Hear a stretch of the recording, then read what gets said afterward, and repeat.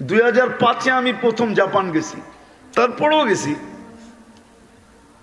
তো 5-এ যখন আমি জাপান গেছি, সকালে গেছি আমি এক ফ্যাক্টরিতে বাঙালিদের সাথে দেখা করতে, তাবলিগে গেছি আমি কাস্তের জন্য। তা আমি যখন উপরে উঠছি তো ছেলেরা বলতেছিল, হুজুর নিচে কাউকে দেখে আসছেন? তা আমি বললাম, হ্যাঁ দেখে আসছি, এক মহিলা ফায়ার গান ওয়াটার গান দিয়ে পুরো পরিষ্কার করতেছে। আপনাকে দুনিয়ার সবচেয়ে আশ্চর্য জিনিস শোনাইতেছি। মানে সেটা কি? কয় যে যেই মহিলাকে দেখে আসছেন ওয়াটার গান দিয়ে পরিষ্কার করতেছে, এই ফ্যাক্টরির মালিকের স্ত্রী। তা আমি বললাম, লানতর জিন্দেগির ভিতরে, এই কনকনে শীতের ভিতরে আমার স্ত্রী, শীতের দিন বাহিরের লাউড স্পিকার খোলা আছে। শীতের দিন তো ঢাকা শহরে দেখলো আমরা মাঝে মাঝে আশ্চর্য বোধ করি, ফজরের পরে যারা অফিসের দিকে ছুটতে থাকে নারী পুরুষ, তখন বড় দিলে ব্যথা লাগে যে এই কনকনে শীতে ফজরের দিনে সবচেয়ে বড় মজা তো হলো ফজর নামাজ পড়া, ঝটপট কিছু নাস্তা করা, দুইজনে কম্বল নিয়ে শুয়ে থাকা। এর চেয়ে বড় জান্নাতময় মজা আর কিচ্ছু নাই। কি ভুল বুঝাইলাম? দুইজন শুয়ে থাকা এই কনকনে শীতে, লানতুর জিন্দেগির ভিতরে এত বড় ফ্যাক্টরি মালিক। তো আমি কেন পরিষ্কার করতেছে? কয় হুজুর ও পরিষ্কার করে না, ও এনে চাকরি করে। আমি বললাম, চাকরি? স্বামী এত বড় ফ্যাক্টরির মালিক, ও চাকরি করে? তো বলতেছে স্বামী ওকে, ও চাকরি করবে না তো করবে না কেন? ও যে মদ খাবে এই পয়সা কে দিবে? ও যে জুয়া খেলবে এই পয়সা কে দিবে? ও যে আদার এনজয় করবে ওই পয়সা কে দিবে? ও যে হোটেলে বৈশা খাবে এই পয়সা বিল কে দিবে? স্বামী তো দিবে না। এই জন্য ও চাকরি করে, আমাদের চেয়ে একটু বেতন বেশি পায়, এটাই পার্থক্য। আমরা 30 মান পাইলে ও 60 মান পায়, ডাবল পায়, এতটুকুই পার্থক্য।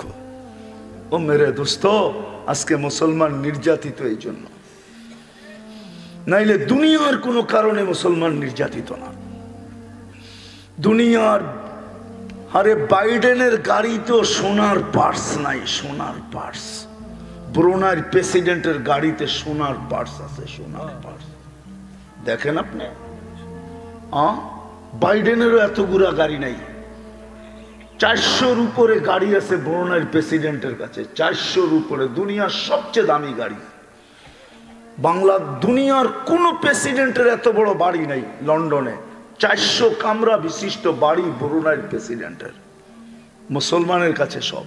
আজকে নির্যাতিত কেন? রং নাই। রং যদি থাকতো তাহলে কোরআনের কথা সত্য হইতো, আনতুমুল আলাউনা, আমি তোমাদেরকে উপরে রাখবো, কোনোদিন নিচে যেতে দিব না।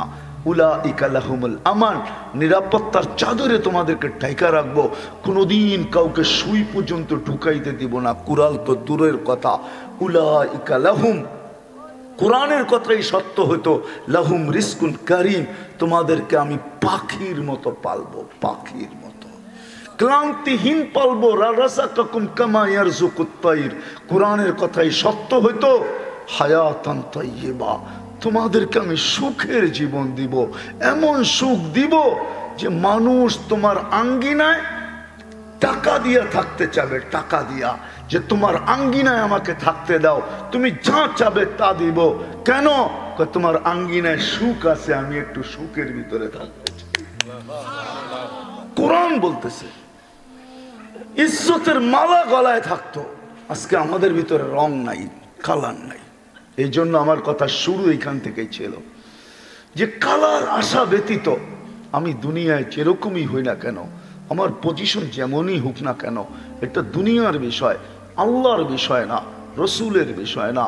আল্লাহ রসুল দুনিয়ার অবস্থান দেখবেন না, আল্লাহ রসুল তো কালার দেখবে, রং দেখবে, গ্রাম দেখবে। যেমন যুবক ফুল কিনলে কালার দেখা কিনে, গ্রাম থাকুক আর না থাকুক।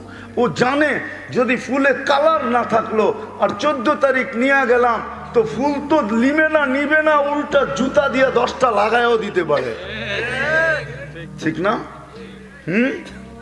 আর যদি কালার না থাকে, গ্রাম থাকলো চলবে, নাকের কাছে নিয়ে দেখবে যে কালার তো নাই, দেখি গ্রান আছে কিনা, তো গ্রান থাকলো একটা মুস্কি হাসি দিবে। আর যদি কালারও নাই, গ্রানও নাই, তো হইতে পারে জুতার বাড়ি তো দিবে দিবে, আর যুবক খালি সারা জীবন ভাববে যদি একবার আমাকে বলতো আই ডট ডট ইউ। তো যেরকম কালার আর গ্রাম ছাড়া দুনিয়ার কেউ ফুলের দিকে হাত বাড়ায় না। রব্বে কাবার কসম আমরাও এখান থেকে চলে যাব। চেয়ারম্যান সাহেবের কথা শুনতেছিলাম আমি ভিতর থেকে বসা বসা, ভালো কথাই বলতেছিলেন, আমরা এখান থেকে চলে যাব। বাবার বিষয়, আল্লাহর কাছে আমার পজিশন কতটুকু, রসুলের কাছে কতটুকু, চিন্তা করার মতো আল্লাহ ক্ষমতা দিছেন। চিন্তা ক্ষমতা দিছে, আজকে তো লাগাইতেছি যেখানে, চিন্তা করার মতো ক্ষমতা দিছেন, বিবেক দিছেন, বুদ্ধি দিছেন, বিদ্যা দিছেন। কোনটা না দিছেন? সব কিছু মানুষকে দিয়া দিছেন, সব উঠায় মানুষকে দিয়া দিছেন, উম্মতে মুহাম্মদীকে দিয়া দিছেন। বিদায় আসেন আজকে আমরা ভাবি, আজকে চিন্তা করি যে দুনিয়ার আমার পজিশনের দিকে তাকায় লাভ নাই। দুনিয়ার পজিশন কোনো কাজে আসবে না। যদি আসতো তাহলে আবু তালেবেরও আসতো, যদি আসতো তো ফেরাউনেরও আসতো, যদি আসতো তাহলে কারো না আসলে একজনের আসতো, নমরুদের আসতো। 4 জনের ভিতরে যিনি একজন, সমগ্র দুনিয়ার রাজত্ব যার হাতে ছিল, 800 বৎসরের রাজত্ব, অপোজিশন এই 800 বৎসরের ভিতরে ছিল না। নন অপোজিশন, কোনো অপোজিশন পার্টি ছিল না। মশা ঢুকার আগে 400 বৎসর দুনিয়ার ইতিহাসে একটাই মশা পাওয়া যায় যাকে আল্লাহ 400 বৎসর বয়স দিয়েছেন। ওটাও ল্যাংরা, ওটা যেটা নমরুদের নাকে ঢুকছিল, জুতার বাড়ির সাথে 400 বৎসর। যখন পাল্লা সমান হয়েছে বাস ওই দিন সাফা। আল্লাহ দুনিয়ার পজিশন দেখেন না, আল্লাহ দেখেন আল্লাহ রসুলের কাছে কার পজিশন আছে। যুবকের যদি পজিশন থাকে তাইলে দুনিয়ায় তো দুনিয়া, আখেরাত তো আখেরাত। দুনিয়াতে যখন জমিনে চলবে তো আল্লাহ বলবে লাউলা শাবাবা খুশা, ও যুবক তুমি যদি দুনিয়াতে না থাকতে, লাজালতু সামা হাদিদা, আমি আকাশকে লোহার বানায়া দিতাম, অল আরদা সফসফা, জমিনকে তামার, ওমা আনজালতু মিনাস সামাই কতরা, আকাশ থেকে বৃষ্টির একটা ফোঁটা না, ওমা আম্বাততু মিনাল আরদি হাব্বা, জমিন থেকে একটা শস্যের দানা না, বাল আনজালতু আলাইহিমুল আযাবা সাব্বা, একের পর এক আযাব দিয়া ধ্বংস করে দিতাম। কিন্তু পারি না যুবক, তোর জন্য পারি না, তুই আমার কাছে আকর্ষণের পাত্র, তোর জন্য পারি না। পর্দানিশী নারীর কারণে আল্লাহ পারেন না, অনেকগুলা কারণ আছে। আল্লাহ দেখবে আল্লাহর কাছে কার পজিশন কতটুকু, দুনিয়ায় পজিশন কতটুকু এটা বিষয় না। 60-70 বছর, কবির কথাই তো সত্য, कबीर कथई सत्य मिले खाक में आहले शाह कैसे कैसे, जमी खा गई नौजवां कैसे कैसे, अजल ने न छोड़ा किसरा न दारा, उसी से सिकंदर सफाते भी दिहारा, हर एक लेके क्या क्या हस सुधारा, परा रह गया वही ठाट सारा।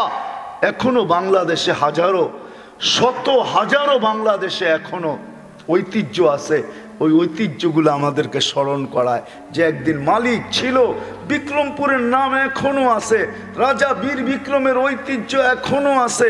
আরে বেশি দূর তো যেতে হবে না, করটিয়ার জমিদার বাড়ি এখনো আছে, কিন্তু জমিদার নাই, জমিদারি নাই, নাম রয়ে গেছে, ঐতিহ্য রয়ে গেছে, বাড়ি রয়ে গেছে, একটা না দুটা না শত আছে। আমাদেরও ভাঙ্গাচোরা ঐতিহ্য থেকে যাবে, আমরা থাকবো না। যদিও কবি বলে तुझे बचपन ने बरसों खिलाया, जवानी ने मजनू बनाया, बुढ़ा पे आके फिर क्या क्या सिताया, अजल तेरा कर देगी बिल्कुल सफाया। কবি তো বুঝাইতে চাইছেন যে একদিন তো বাচ্চা ছিলে, লুঙ্গি কোথায় ছিল কোথায় থাকতো কোনো কেউ না, নিজের খবর ছিল না, কেউ এটা খবর নিত। সকালে শুইছে কই, লুঙ্গি গেছে গা কই, মা সকালবেলা হাসতো আর বলতো তুই শুইলি কই, তোর লুঙ্গি কই, কেউ তো কিছু বলে নাই। যৌবনে পা দিতে দেরি, মাতাল হইতে দেরি হয় না।